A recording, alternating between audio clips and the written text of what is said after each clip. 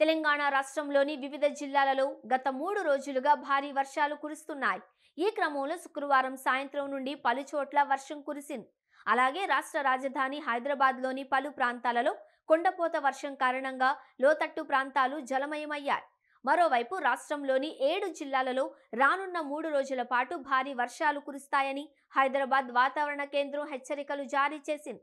తాజా హెచ్చరికల ప్రకారం మహబూబ్ నగర్, వనపర్తి, వికారాబాద్, సంగారెడ్డి, నాగర్ కర్నూల్, నారాయణపేట, జోగులాంబ గద్వాల్ జిల్లాల్లో భారీ వర్షాలు కురిసే అవకాశం ఉంది. ఈ నేపథ్యంలో ఆయా జిల్లాల ప్రజలు అప్రమత్తంగా ఉండాలి అని, అవసరమైతే మాత్రమే బయటకు రావాలి అని సూచించారు.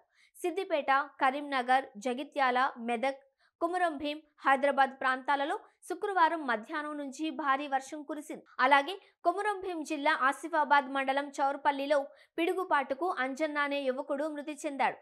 ఆంధ్రప్రదేశ్ విషయానికొస్తే తేలికపాటు నుండి పలు జిల్లాలలో ఒక మోస్తరు వర్షాలు కురిసే అవకాశం ఉందని ఏపీ డిజాస్టర్ మేనేజ్మెంట్ ఆర్గనైజేషన్ తెలిపింది.